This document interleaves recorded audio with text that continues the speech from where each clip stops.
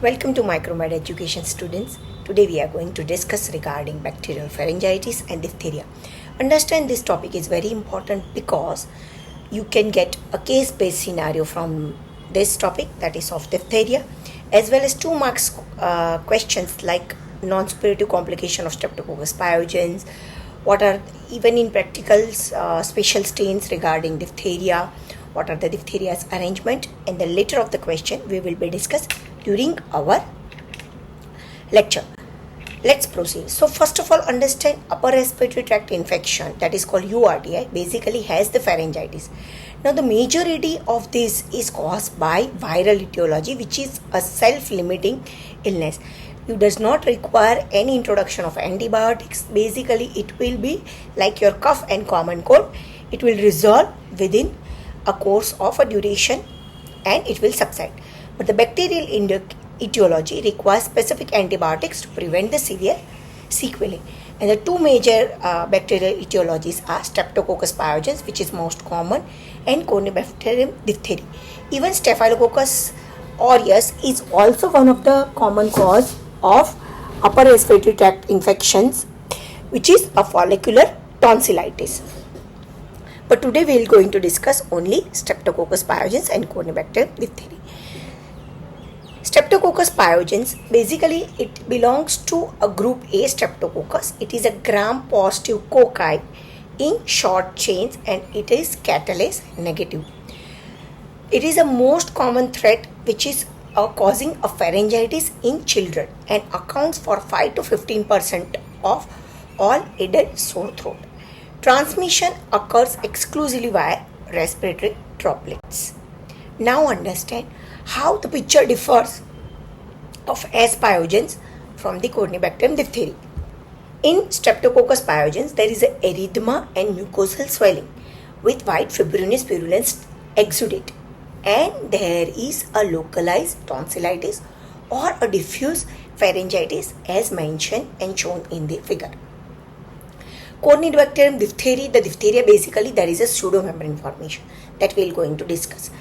Basically, the mechanism of pathogenesis is by streptococcal pyrogenic exotoxin, that is ABC.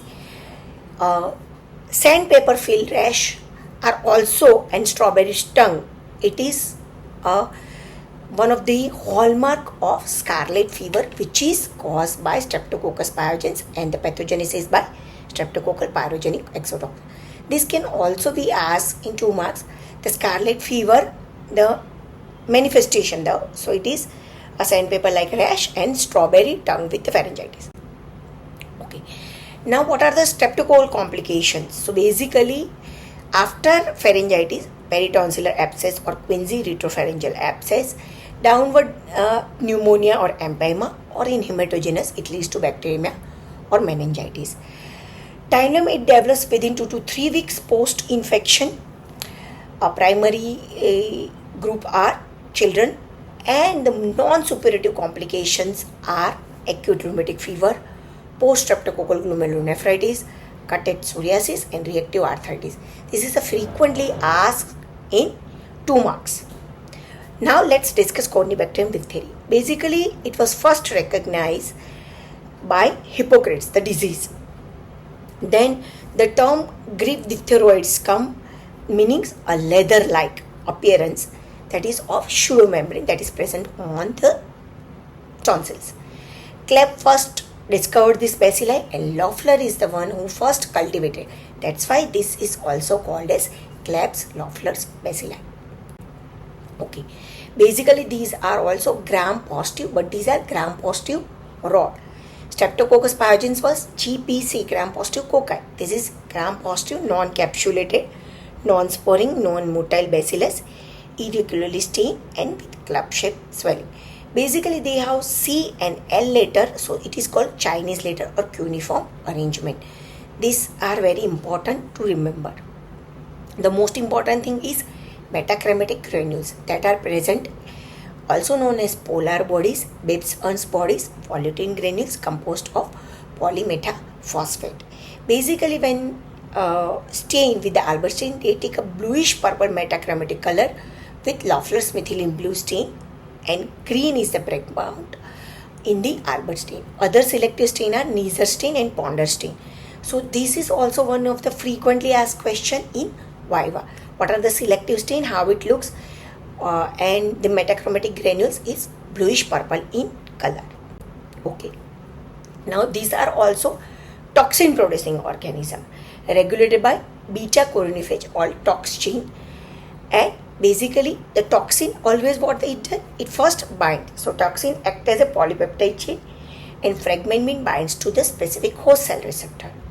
After that binding, there will be entry of the active fragment A. It basically causes ADP ribosylation of the elongation factor 2.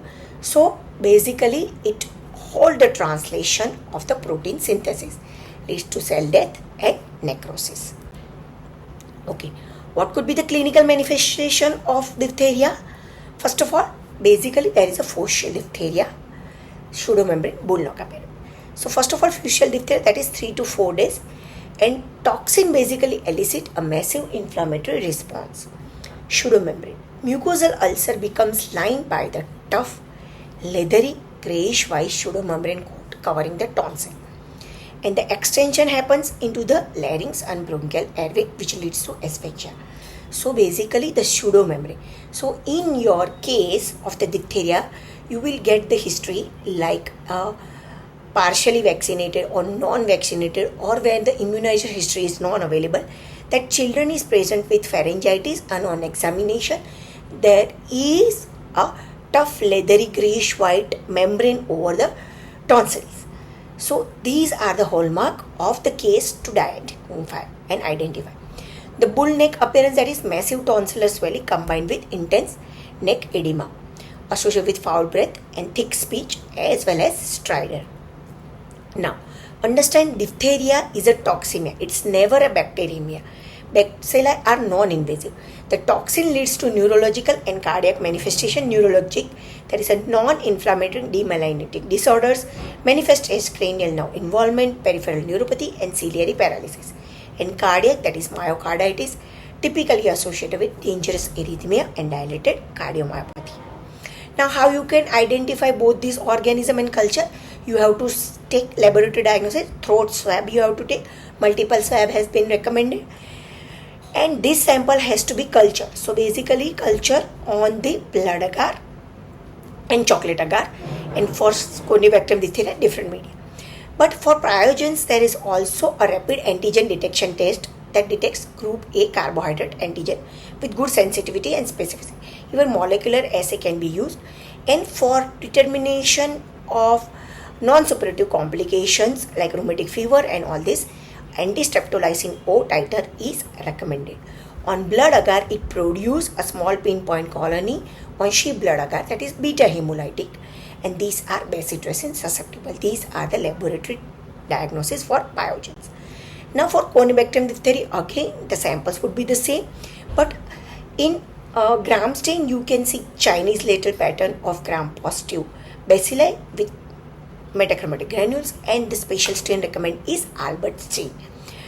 Biotyping is also recommended to differentiate between gravis, intermediate and mitis, because gravis is most toxigenic and virulent stain.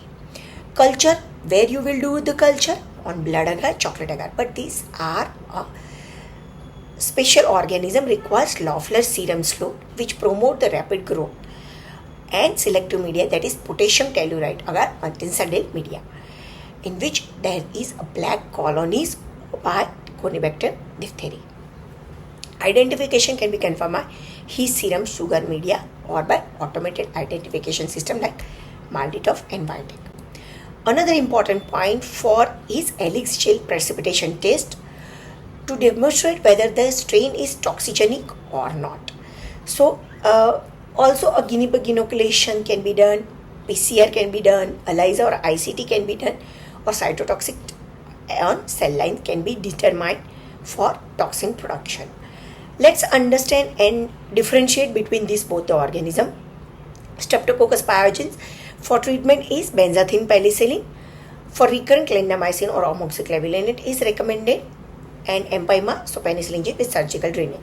Corynebacterium diphtheria, the mostly required is isolation and ADS, that is anti-diphtheritic serum, is recommended, as well as antibiotic like penicillin or erythromycin is recommended to kill and further release of the toxin by the bacteria. Now for treatment with prevention is important. So you have to understand diphtheria diphtheria vaccine. So virulent strain has to be undergone into formalin or acidic pH.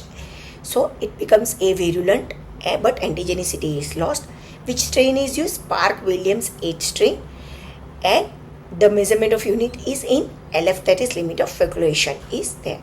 So 2 dose is recommended. One is adult dose and the pediatric dose, and protective titer is recommended. What is the duration? And see, basically DPT capital, that is diphtheria wholesale pertussis and tetanus vaccine, but it related with the complication, that is neurological and encephalitis. So after 7 years it is not recommended. DAPT, that is diphtheria acellular pertussis tetanus. TD, that is tetanus toxoid and adult dose, and pentavalent, that is DPT Hep B and Haemophilus influenza. Understand in your case based scenario, one question is regarding vaccines also has been asked. Sorry, the video is stretching for more than 10 minutes, but this is very important. That's why we are covering. The primary are deep intramuscular anterolateral thigh. Then booster is 16 to the duration is 6 weeks, 10 weeks, 14 weeks. Booster 16 to 24 months and 5 years.